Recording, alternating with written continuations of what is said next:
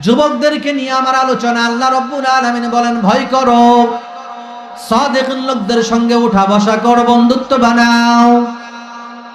সাদিকিন, নেককার সাদিকিন সালেহিন বন্ধুদেরকে যারা দুনিয়াতে অনুসরণ করবে, মুসলমান ইমানদার, তারা হবে সফল কাম। যদি সফল কাম না হই তাহলে কি হবে? মুসলমান হবে তো একটা জিনিস, হয়ে সবারই মৃত্যুবরণ করা লাগবে।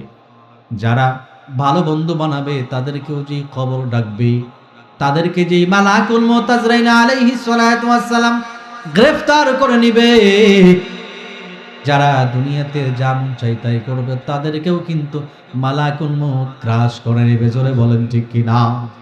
আল্লাহ রাব্বুল আলামিন বলেন, ভালো করে শুনেন, ফাইদা জা আজালুহুম লাম يستأخرون ساعة ولا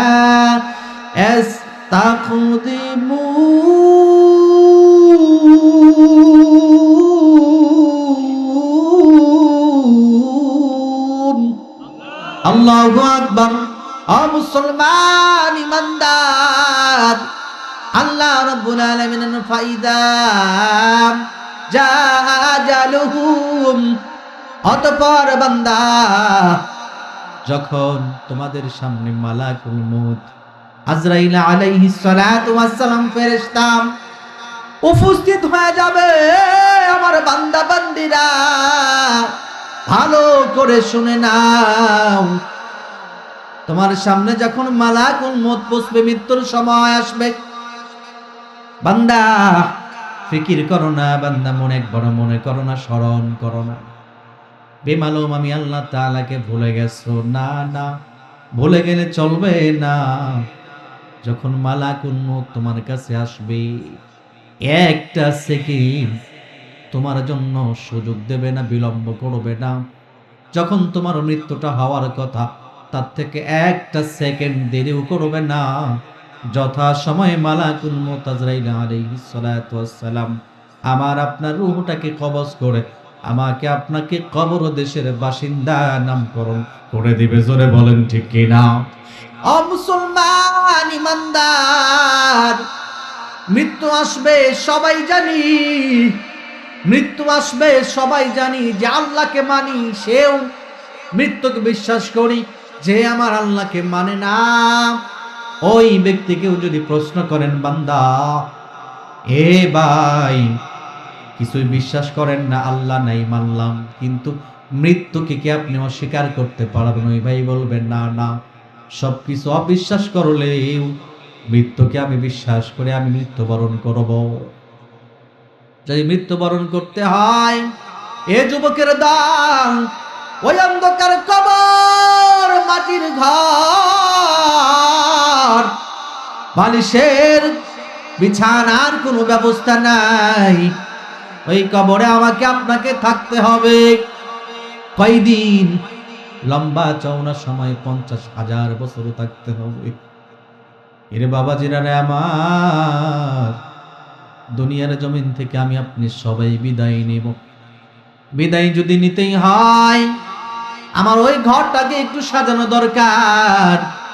এ যুবকের দল, ঘরকে যদি সাজাইতে চাই, আজকে এত সুন্দর জান্নাতের বাগান, এত মজার জায়গা, এত আরামের জায়গা, এত সুন্দর জায়গা, এই সুন্দর জায়গা থেকে আজকে কবরটাকে সুন্দর করবার জন্য যুবকদের কিছু মেডিসিন দেওয়া হবে।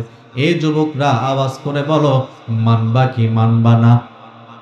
যদি মানো তাহলে এমন যুবক হয়ে যাইবা খালিদ বিন ওয়ালির মতো যুবক।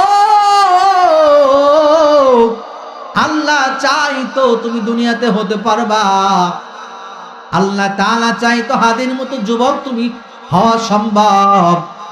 দুনিয়ার জমিনে যৌবনকে কাজে লাগাও, যৌবনকে কাজে লাগাও।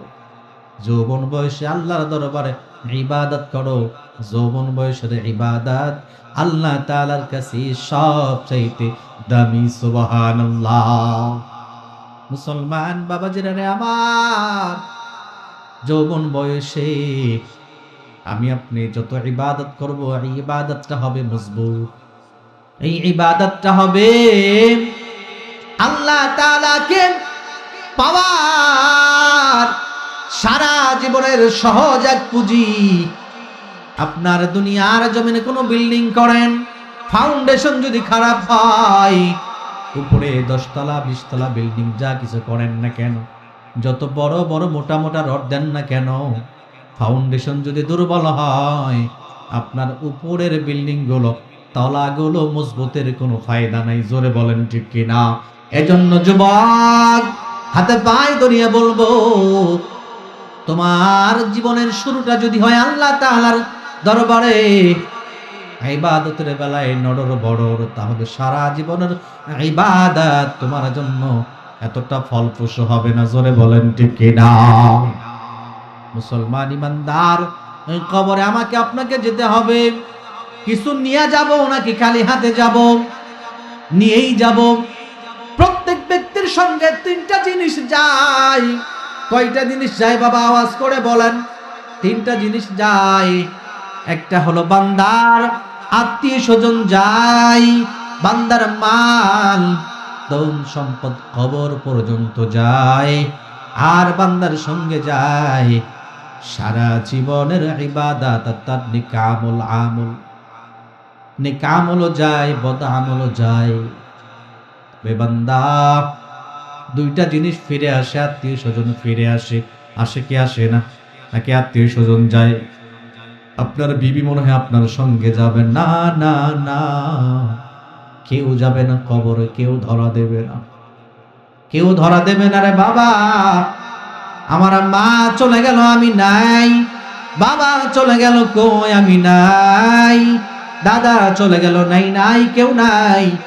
দাদিও চলে গেল, দাদা পাগল তো গেল না, কেউ তো গেল না। এভাবে সবাইকে যেতে হবে, কেউ যাবে না। কবরে যাবে একমাত্র আমাল। এই আমল আবার 2 প্রকার, একটা হলো নেক আমল, আর একটা হলো বদ আমল।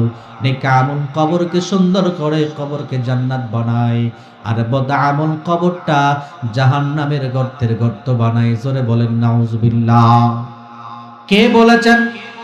রাসূল কারীম সাল্লাল্লাহু আলাইহি ওয়াসাল্লাম বলেন, হে আমার উম্মতেরা,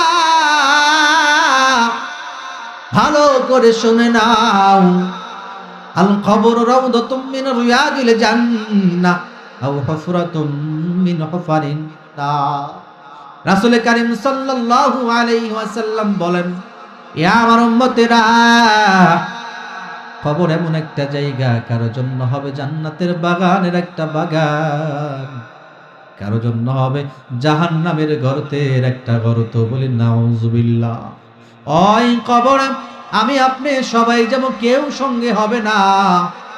ওই কবরে যাব, আমলটা ভালো নিয়ে যাইতে হবে।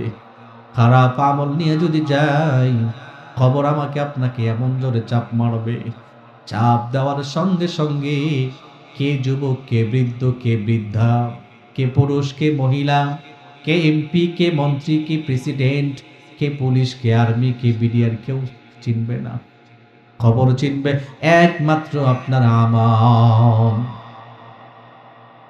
মুসলমান বাবা জিনারে, এই জন্য কবি বলেন, কার মরণ আসিবে কখন কেউ তো জানে না, কার মরণ আসিবে কখন কেউ তো জানে না, আমার মরণ আসিবে কখন কেউ তো জানে না। ও আমি চলে গেলে তোমরা আমায় ভুইলা যাইও না, আমি চলে গেলে তোমরা আমায় ভুইলা যাইও না, আমার মরণ আসিবে কখন কেউ তো জানে না, কার মরণ আসিবে কখন কেউ তো জানে না। এই দুনিয়া চিরজীবন থাকার জায়গা না, অন্ধকার কবর যে মোদের আসল ঠিকানা। এই দুনিয়া চিরজীবন থাকার জায়গা না, অন্ধকার কবর যে আমার আসল ঠিকানা। ও সবাই রেখে আমায় আসবে চলে, সঙ্গী হবে না। ও আমায় রেখে সবাই চলে আসবে, সঙ্গী হবে না।